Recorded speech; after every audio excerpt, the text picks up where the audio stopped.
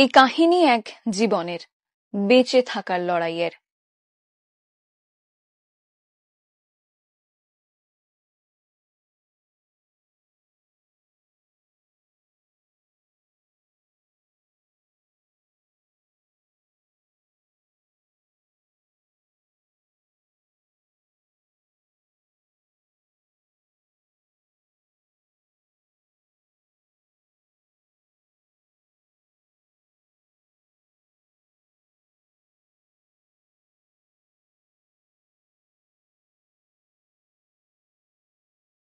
ওর যখন 3.5 মাস বয়স, মানে তখন থেকে যে লক্ষ্য করলাম যে ও মানে আগে যেরকম পা তুলে বাচ্চারা খেলতো, ও ঠিক ওরকমই করতো। 3.5 মাস 4 মাস বয়স থেকে ও পুরো পা তোলাটা পুরো বন্ধ করে দিল।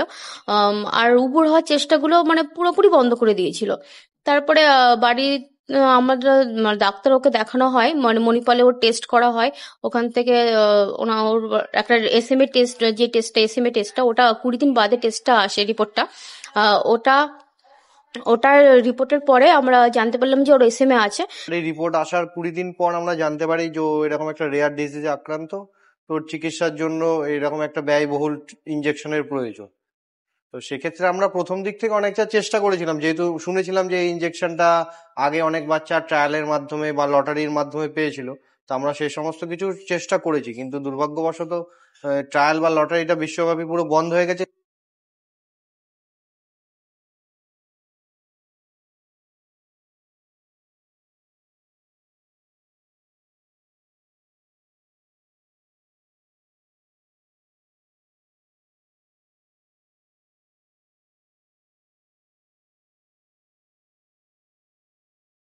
আমি SMA টাইপ 1টা বলি কারণ ওটা সব থেকে আগে প্রকাশ পায়। তা সেই ক্ষেত্রে বাচ্চা উইল বি ভেরি ফ্লপি, মানে খুব নরম তুলতুলে তার দেহ হবে।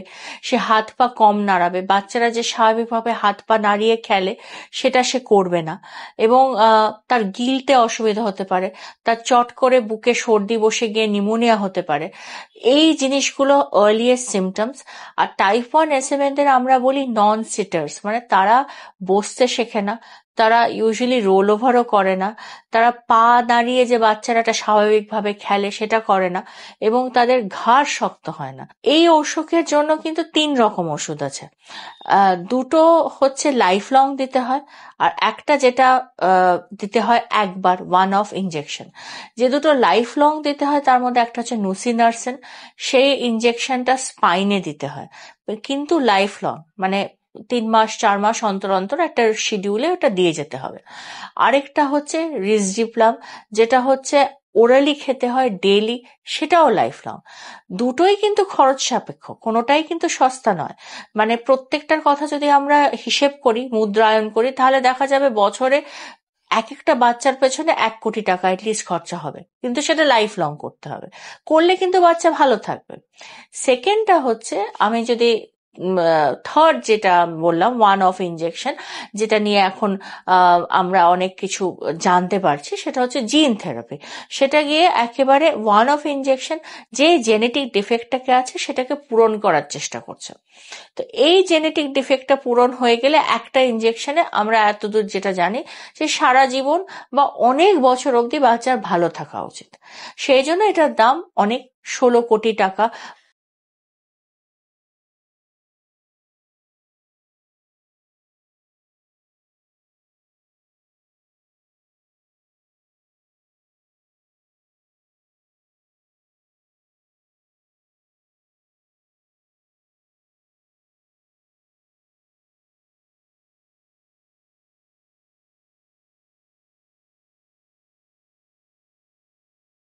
মানুষের কাছ থেকে সাহায্য নিয়েছি, মানুষ অস্মিকাকে সাহায্য করেছে, ওকে একটা নতুনই মানুষই জীবন দিয়েছে।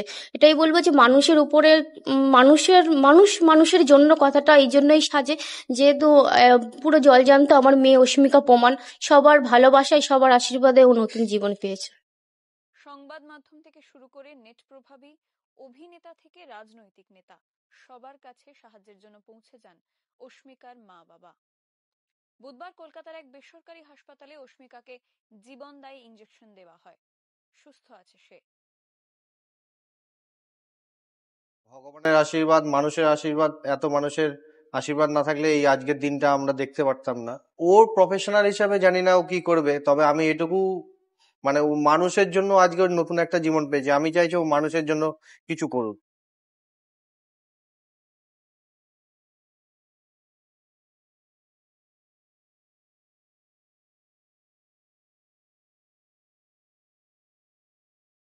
আমরা যদি জানি যে আমরা কেরিয়ার, তাহলে we can take adequate precaution. Problem যদি থাকে, আমরা তাও বাচ্চা চাইছি, তখন কিন্তু আমরা বাচ্চা মানে কনসিভ করার পর তার টেস্টিং করা যেতে পারে। সো ইউনিভার্সাল স্ক্রিনিংটাই আমাদের অ্যাডাপ্ট করতে হবে। Universal screening for the parents, newborn screening যাতে খুব আর্লি ডায়াগনোসিস হয়, সেটা করলে যত তাড়াতাড়ি ওষুধ দেওয়া যাবে বাচ্চারা তত ভালো থাকবে। আর ইন্ট্রানেটাল স্ক্রিনিং যদি বাচ্চা কনসিভ করার পরেও আমাদের জানার ইচ্ছে থাকে, তাহলে কিন্তু আমরা বাচ্চার বা ফিটাল স্যাম্পলিং করে জানতে পারি। পরিবারের সকলের সুস্থ থাকার একমাত্র ঠিকানা কাঁচরাপাড়া পলিক্লিনিক বা নাইট অ্যাঞ্জেল নার্সিং হোম। কেনাকাটার একমাত্র ঠিকানা আগমনী বাসন্তী। মনের মতো খাবার খেতে হলে চলে আসুন কাঁচরাপাড়া নিউ কেবিনে।